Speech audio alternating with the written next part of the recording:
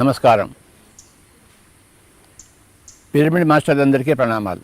ప్రతిసారి మనం ఇలా కలుసుకున్నప్పుడల్లా ఏదో ఒక ప్రత్యేకమైన విషయం గురించి విశేషంగా చెప్పుకుంటున్నాం. మనం తెలుసుకోవాలి కదా, ఏది చిన్న విషయం కాదు, ఏది పెద్ద విషయం కాదు, అన్నీ ముఖ్యమైన విషయాలే, అన్నీ సరిసమానమైన విషయాలే. మనం చక్కగా తెలుసుకుంటూనే ఉండాలి. ఆలోచిస్తే తెలుసుకుంటాం, ఆలోచించకపోతే తెలుసుకోలేం. ఆలోచించి తెలుసుకునేది నోరిప్పితే తెలియజెప్తాం. చెవులు ఉన్నవారు వింటారు, విని అర్థం చేసుకున్నవారు బాగుపడతారు. సో మై డియర్ ఫ్రెండ్స్, ఈరోజు ధర్మము అనే పదం గురించి మనం తెలుసుకుందాం. ధర్మము అంటే ఏమిటి, ఏం చేయాలి, ఏం చేయకూడదు, what to do, what not to do. ఇప్పుడు నేనేం చేయాలి, ఇప్పుడు నేను మాట్లాడవలసిన ధర్మం ఉందా లేదా, నోరిప్పవలసిన ధర్మం ఉందా లేదా. మనం ఊళ్ళోకి వెళ్తున్నప్పుడు, బజార్కి వెళ్తున్నప్పుడు భిక్షగాడు అక్కడ కూర్చుంటాడు. వాడు ఏం చెప్తాడంటే, నాయనా ధర్మం చేయి నాయనా అంటాడు. వాడు నాకు ఇయ్యని ఏం అడిగాడు, వాడు ధర్మం చేయి నాయనా అంటాడు. అది ఎంత గొప్ప పదమో ఆ భిక్షగాడు. అంటే నువ్వు ఏది చేయదలుచుకున్నావు, నువ్వు ఏది చేయవలసింది అది చేయి నాయనా అని చెప్తున్నాడు వాడు. భిక్షగాడు, బుద్ధుడు కాదు, భిక్షగాడు.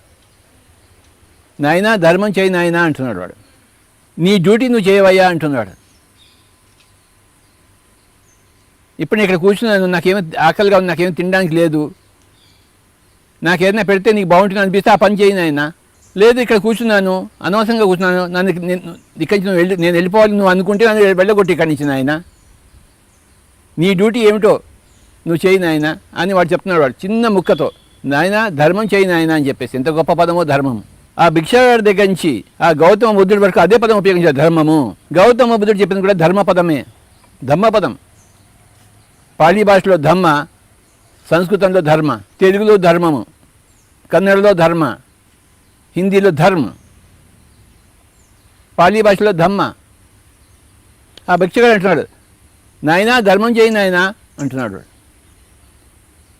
నాకు రొట్టె పెట్టు, నాకు డబ్బులే ఏమని అడగడం వాడు. నువ్వు ధర్మం చేయి అంటున్నాడు వాడు. నా పరిస్థితిని చూసి నువ్వు ఏం చేయదలుచుకున్నావు వచ్చి పని చేయి.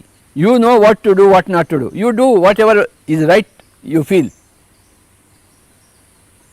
అని ఆ భిక్షగాడు అంటున్నాడు. నాయనా ధర్మం చేయి నాయనా అంటున్నాడు వాడు. ఈ ధర్మం అనేది ఒక్కొక్కరికి ఒక్కొక్క విధంగా అనిపిస్తుంటుంది. ఆ భిక్షగాడిని ధర్మం చేయని అన్నప్పుడు ఒకడేమంటాడు, వాడి జేబులో తీసి ఇస్తాడు, అది వాడికి ధర్మం అనిపిస్తుంది. ఇంకోడేమంటాడు, నేను డబ్బులు ఇస్తున్న కొద్దీ నువ్వు ఇంకా అడుక్కుంటూనే ఉంటావు కనుక నేను డబ్బులు ఇవ్వని పో అంటాడు అన్నమాట. అది వాడి పట్ల వాడికి తెలిసిన ధర్మం వాడు నిర్వర్తిస్తున్నాడు. సో మై డియర్ ఫ్రెండ్స్, ఈరోజు ఈ ధర్మం అనే పదం గురించి మనం తెలుసుకుని, చాలా క్లిష్టమైన పదం ఇది, చాలా కాంప్లెక్స్ వర్డ్. అది ఎవరి ధర్మం వాళ్ళది, ఎవరి దేశ కాల పరిస్థితిని బట్టి వాళ్ళ ధర్మం నిర్ణయింపబడుతుంది. దీన్ని ఏమంటారంటే వర్ణాశ్రమ ధర్మం అంటారు. నీ ఆత్మ యొక్క ఎదుగుదల ప్రకారము, నీ శరీరం యొక్క ఎదుగుదల ప్రకారము నీ ధర్మం ఉంటుంది. వర్ణాశ్రమ ధర్మం. ఈ వర్ణాశ్రమ ధర్మం అనేది గొప్ప కాన్సెప్ట్. అది అంతకుముందే చెప్పుకున్నాం మనం. నీ ధర్మం ఏమిటి, నీ యొక్క కర్తవ్యం ఏమిటి, నీ యొక్క డ్యూటీ ఏమిటి, what is your duty now. ఇప్పుడు నా డ్యూటీ ఏమిటి, ఇప్పుడు నా కర్తవ్యము నేను మాట్లాడటము. అందరూ వింటున్నారు, పిరమిడ్ ప్రపంచం అంతా వింటోంది, నేను ఇక్కడ కూర్చున్నాను. ఇప్పుడు నా కర్తవ్యం ఏమిటి, అందరికీ పనికొచ్చేది మాట్లాడటమే నా కర్తవ్యము. ఇప్పుడు అందరూ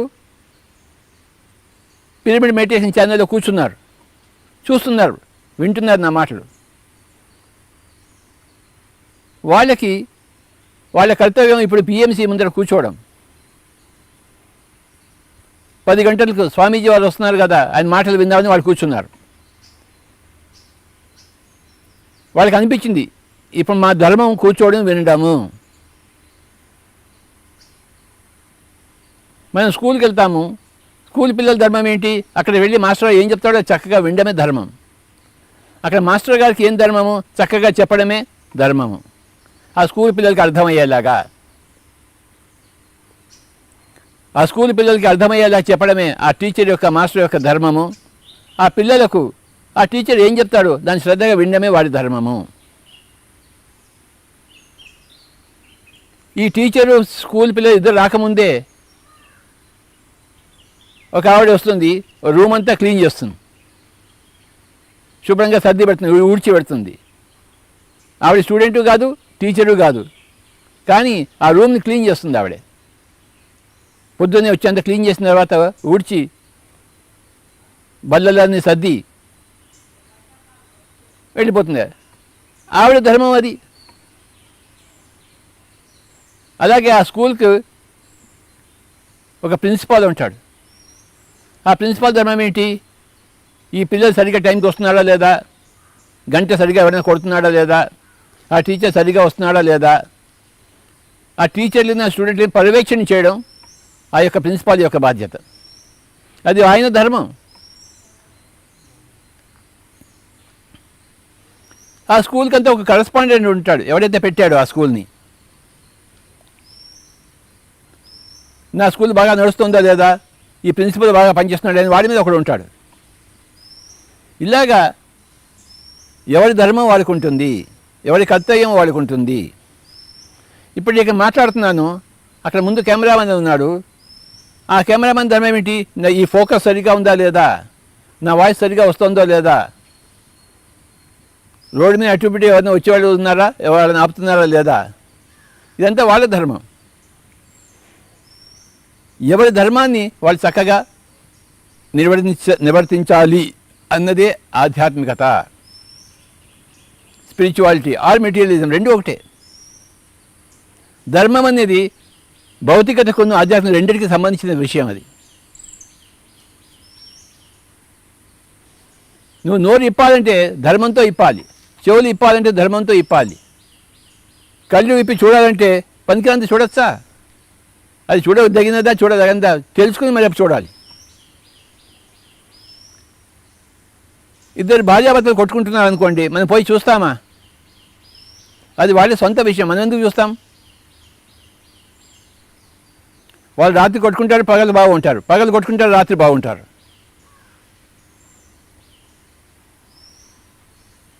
ఏ ఘర్ ఘర్కి కహానీ, ఇంటింటి వింత కథ. పొద్దున్న కొట్టుకుంటారు, రాత్రి ఏకమవుతారు, అథవా రాత్రి కొట్టుకుంటారు, పొద్దున్న ఏకమవుతుంటారు. మనం వాళ్ళ స్వంత విషయాలు జోక్యం చేసుకోం, చూడం. అసలుకి కళ్ళు విప్పి అటువైపు చూడం. మనం ఒక మనిషి వైపు కళ్ళు విప్పి చూడాలన్నా అది సరి అయినదా కాదని తెలుసుకుని చూడాలి. ఒకరితో మాట్లాడాలన్నా కూడాను మాట్లాడచ్చా మాట్లాడకూడదా అని తెలుసుకుని మాట్లాడాలి. ఎంత మాట్లాడచ్చో తెలుసుకుని మాట్లాడాలి, ఏ విధంగా మాట్లాడాలో తెలుసుకుని మాట్లాడాలి. మాట్లాడడం అంత సులభమైనది కాదు, అది ఎంతో క్లిష్టమైన క్రియ. ఎంత మాట్లాడాలి, ఎప్పుడు మాట్లాడాలి, అసలు మాట్లాడాలా వద్దా, ఏం మాట్లాడాలి, ఇదంతా ధర్మమైన విషయం. ధర్మం అతి సూక్ష్మమైనది. ఇలా చూస్తే అలా ధర్మం అర్థం కాదు. ధర్మం అతి సూక్ష్మము. ఆ ధర్మం అనే పదం గురించి ఎంతైనా చెప్పుకోవచ్చు. ఎలాగైతే సంగీతంలో శృతి అనే పదం గురించి, లయ అనే పదం గురించి ఎంతైనా చెప్పుకోవచ్చు, అలాగే ప్రాపంచిక విషయంలో కానీ ఆధ్యాత్మిక విషయంలో కానీ ధర్మము అనే పదం గురించి ఎంతైనా చెప్పుకోవచ్చు మనము.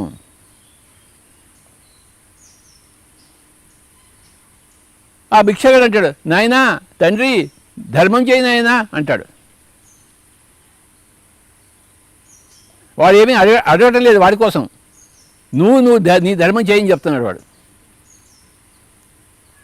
అలాగే భగవద్గీతలో కూడాను అర్జునుడితో శ్రీకృష్ణుడు అంటున్నాడు, నువ్వేం చేయాలో కూడా చెయ్యి, నీకేది ధర్మం అనిపిస్తే చెయ్యి.